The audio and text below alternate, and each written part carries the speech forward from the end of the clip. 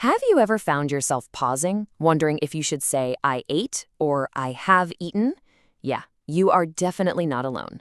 It's one of those things in English that can be a little tricky. But today, we're going to crack the code on the present perfect tense. So let's just dive right in. Okay, so right off the bat, I have a question for you. What's the most interesting thing you have done this week? Hmm? You hear that? Have done. The question itself is using the exact tense we're about to unpack. It's all about connecting something that happened in the past, like earlier this week, to right now, this present moment. You know, the absolute best way to get the hang of the present perfect is to think of it like a bridge. Seriously. It's this special tense that builds a connection from something that happened in the past all the way across time, landing it right here in the present. Once you understand how to build that bridge, you've mastered it. Now, I know what you might be thinking. Oh, great, grammar rules, this is going to be complicated. But honestly, the great thing about the present perfect is that the way you build it is super, super simple. Let's break down the formula. It's actually a piece of cake. So what is the big idea? Well, we're talking about an action that's finished, it's over, but it left a little footprint in the present. It's the result of that action that we care about right now. Like, if I say, I have lost my keys, the action, losing them, is in the past. But the result? The result is me right now unable to get into my house. See? Connection to the present.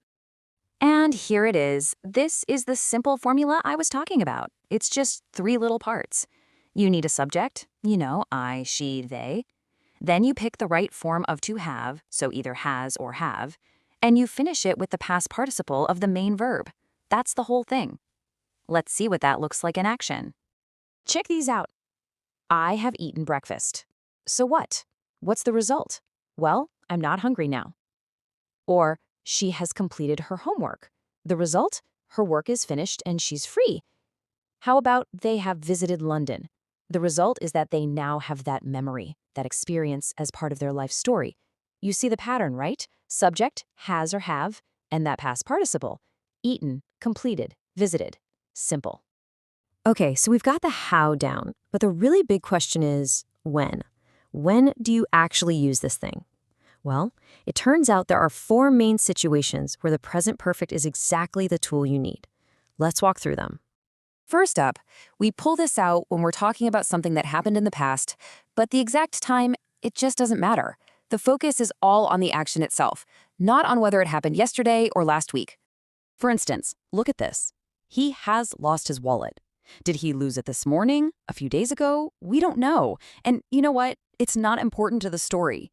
The important part, the present result, is that he doesn't have his wallet right now. That's the problem.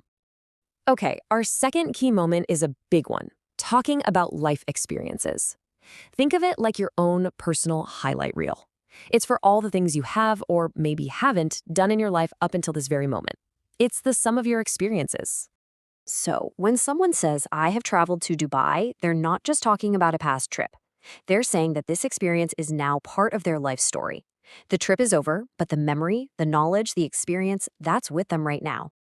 All right, let's talk about use case number 3. This one is for any action or situation that kicked off in the past but is still going on or is still true in the present. This example is perfect. She has lived here for 10 years. What does that really mean?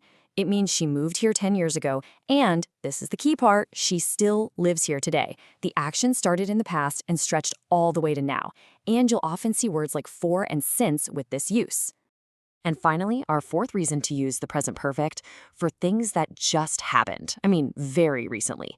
Think of actions that just wrapped up a moment ago. This is where you're going to see words like just, already, or yet pop up all the time. Imagine you just sent that last email on a huge project. You lean back in your chair and say, I have just finished my work.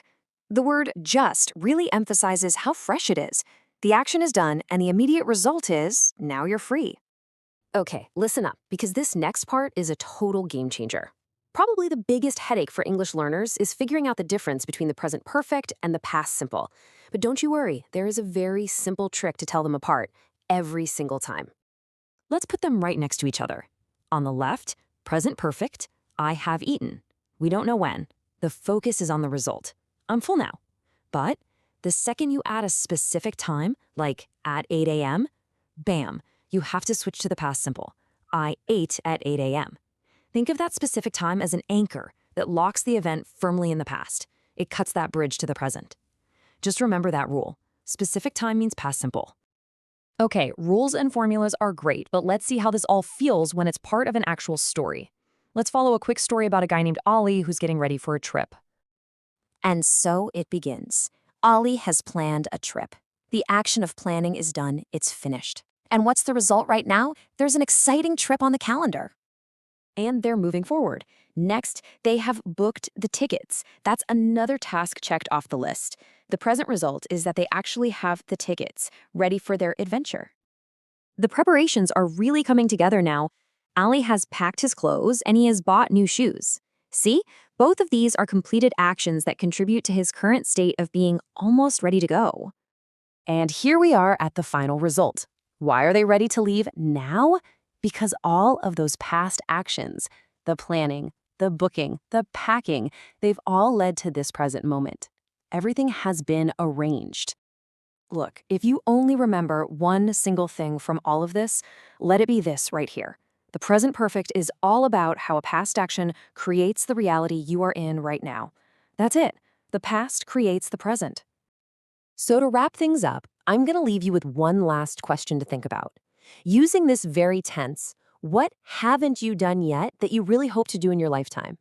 It's kind of a cool way to think about your life, isn't it? It frames both the experiences you already have and all the ones that are still out there, just waiting for you.